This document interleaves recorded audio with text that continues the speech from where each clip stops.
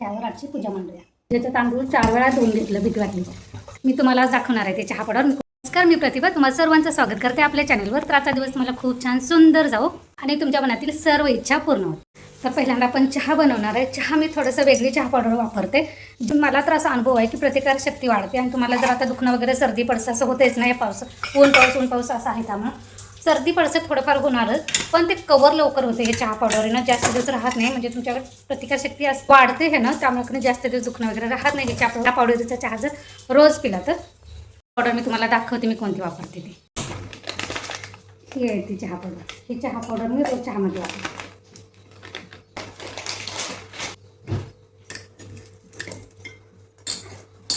आज मंगळवार आहे, तर शुक्रवारी केलेल्या पंचांसह पूजेचे तांदूळ आहेत ते मी आज नैवेद्य म्हणून भात करणार आहे, म्हणजे घरात खायला पण आणि नैवेद्य पण.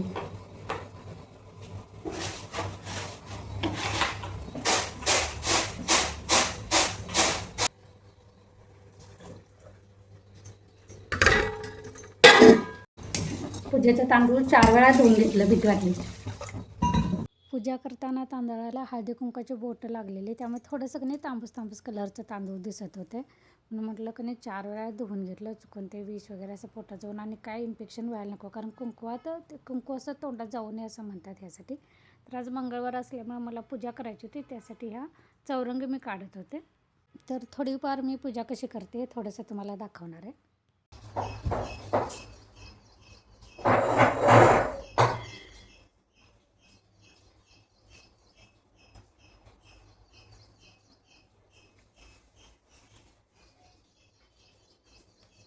त्यावर आजची पूजा मांडूया. ही पूजा शुक्रवारी, मंगळवारी आणि पौर्णिमेला असं 3 वेळा करायची असते. तर मागच्या शुक्रवारी पूजा केली होती ती मी पाठावर केली होती आणि मी विसरून गेले होते की माझ्याकडे हा चौरंग आहे. हा मला आमच्याकडे कसं बाजारमध्ये वर्षभर आपण किराणा जो भरतो ना, ते भरलं का नाही असं काही ना काहीतरी गिफ्ट देतात. तर हे गेल्या वेळी मला हा चौरंग दिला होता, तर त्यावरच आता पूजा मांडलेलं आहे. मी हे साहित्य मागवताना रांगोळीचं साचा पण आला होता माझ्याकडं, जे कमळाचा होता. तर ते चौरंगावर ते कमळाचं रांगोळी काढली, त्यानंतर ते हळदी कुंकू वाहिलं, त्यानंतर हे ताट ठेवलं, ताटाला पण हळदी कुंकू वगैरे वाहायची, तांदळाच्या अक्षता वाहायच्या. त्यानंतर तुमच्याकडे लक्ष्मीचा असा महालक्ष्मीचा फोटो असेल तर ठेवा, नसेल तर काही हरकत नाही. माझ्याकडे होता, म्हणजे आमच्याकडे कसं दिवाळीला ऑइल वगैरे पण कधी ते आम्ही ऑइल घेते ना, ती पण लोक गिफ्ट देतात. तर एकानं कोणीतरी मला ही चांदीची महालक्ष्मी गिफ्ट दिली होती, तर मी ती देवारात पूजा करते. तर आज पूजा करताना पण मी ती ठेवायचं म्हणून तिला पण हळदी कुंकू वगैरे वाहिलं. पहिल्यांदा ताटात ठेवायचं म्हटलं, तर ताटात म्हटलं बसणार नाही म्हणून बाजूला देवाराच्या ठेवून दिलं. त्यानंतर हा ग्लास मिळतो ज्यावर विष्णुदेवांची पण मूर्ती आहे, त्यानंतर पुढे लक्ष्मीचे वगैरे असं चिन्ह असतात.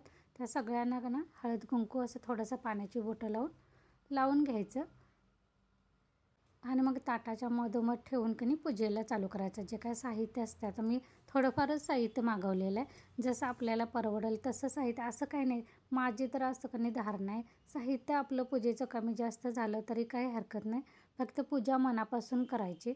कारण साहित्य सगळंच घ्यायचं झालं ना, खूप महागाचे फुलं वगैरे, त्यामुळे मी काही ते मागवलं नाही. जे आपल्याला परवडेल तेवढंच मागवलेलं आहे आणि जशी जमेल तशी मी पूजाही केलेली आहे.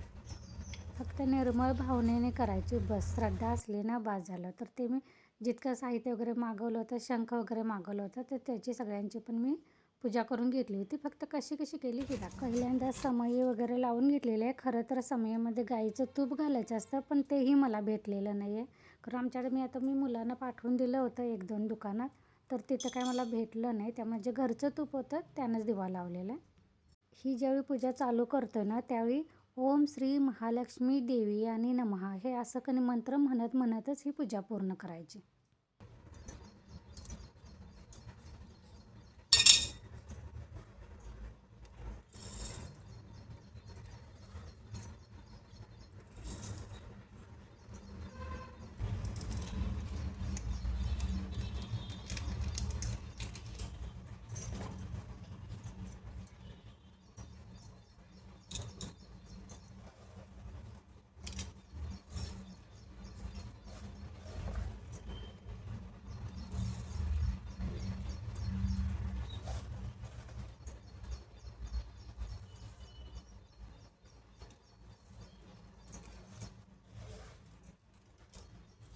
त्यानंतर माझ्याकडं रांगोळीचे जे आमच्या कोल्हापूरच्या महाद्वार रोडवरून मी आणले होते साचे, त्यानंच मी थोडीफार रांगोळी वगैरे लक्ष्मीची पावलं वगैरे काढून घेतली अवतीभोवतीनं.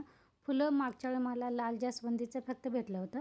ह्यावेळी माझ्याकडं परवा दिवशी ब्रह्मकमळ उमललं होतं, तर ते मी आता ह्यावेळी घातलेलं आहे.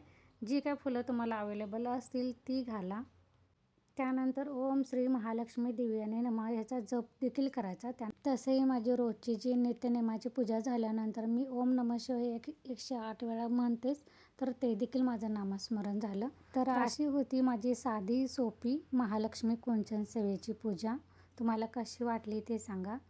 पूजा पूर्ण झाल्यानंतर इतकं प्रसन्न वाटत होतं ना, अगदी असं पॉझिटिव्हिटी वाटते. तर ते झाल्यानंतर मला पिठलं भाकरी करायची होती. आमच्या कोल्हापूरच्या झणझणीत हिरवी मिरची फक्त टाकून मी पिठलं केलं होतं. कांदा टोमॅटो असं काहीच नाही, फक्त हिरवी मिरचीची फोडणी दिली होती. कशी ते मी शॉर्ट व्हिडिओ उद्या टाकणार आहे, नक्की बघा. त्यानंतर एका बाजूला आता मी पिठलं करून घेतलेलं आहे आणि आता गरम गरम भाकरी करते. थोडाफार अजून पसारा वगैरे पडलेला आहे, तो आवरायचा बाकी आहे. म्हटलं आज नाश्ता काहीच केला नव्हता, त्यामुळे म्हटलं पटकन भाकरी भाजी करून घ्यायची, कारण आम्ही दोघीच आज घरात होतो. त्यामुळं जास्त दुसरी भाजी वगैरे काय करत बसली नाही, पिठलंच केलेलं आहे. चला, ह्यासोबत आजचा व्लॉग पण मी इथंच बंद करते.